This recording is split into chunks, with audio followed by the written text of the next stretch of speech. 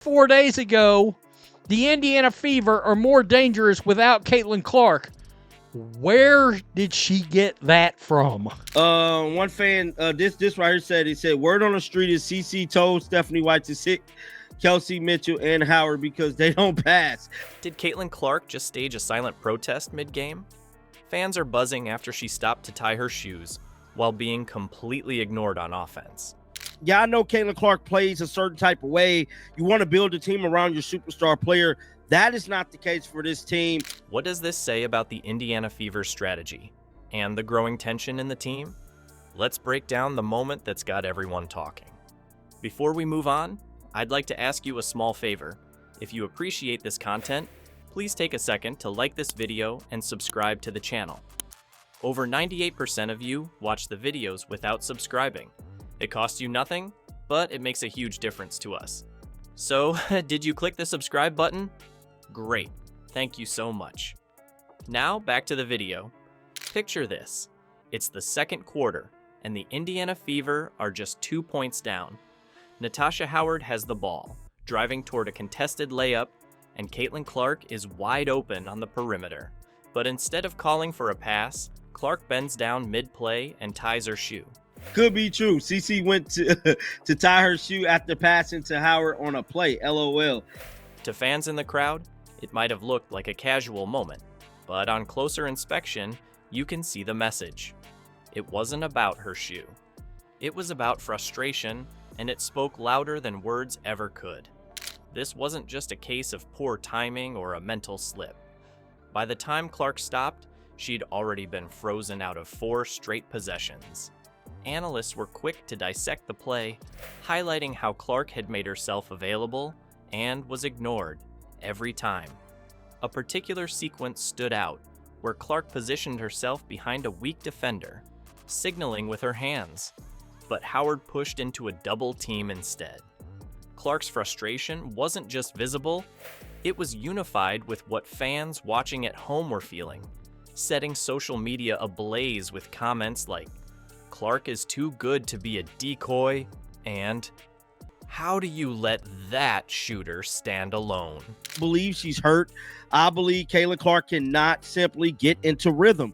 That's why she has not been shooting very well. That moment underlined a bigger problem brewing within the Fever's offense. Stats back it up.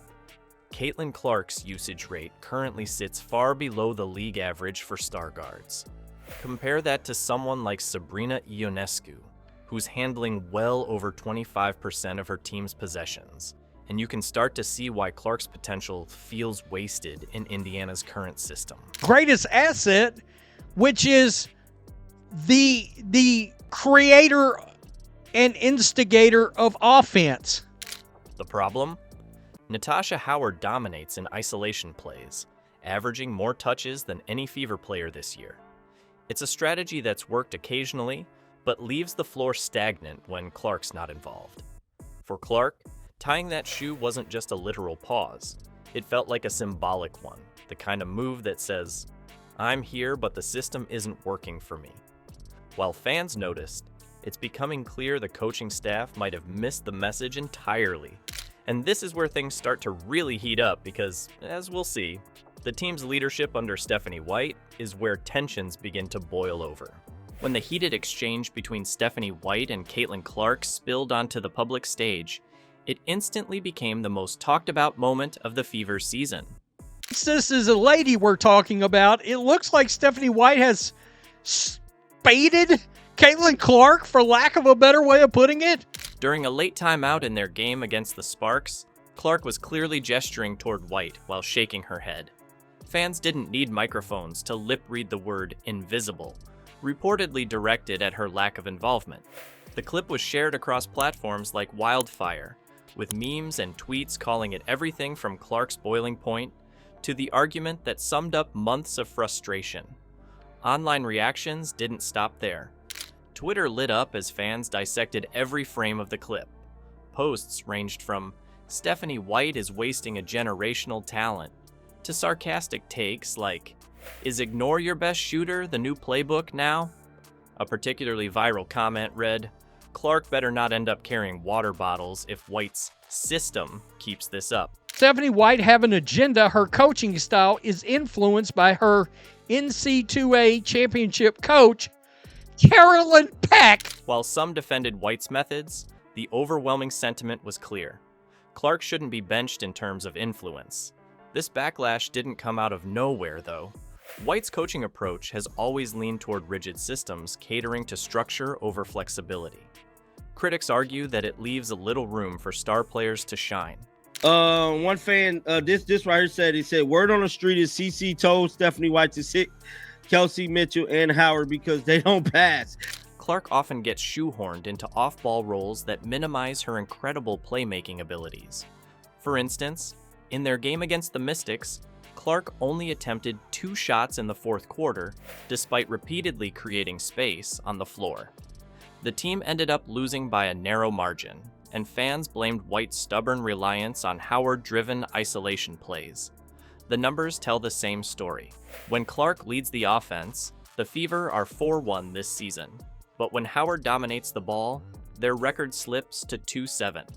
The evidence only adds fuel to the fire, with fans accusing White of favoritism and a failure to maximize talent.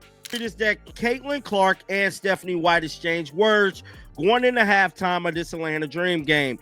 Behind the scenes, rumors suggest these frustrations are seeping into the locker room, creating a divide between those aligned with Clark and those siding with White's strategy. With mounting calls for change, the Fever's ability to repair these cracks seems uncertain. Can White and the leadership pivot before they lose both the team and their young star? Yesterday, 12, 9, and 4, bro. It's just, these are not good numbers from Caitlin, bro. I just have to be honest here, dog.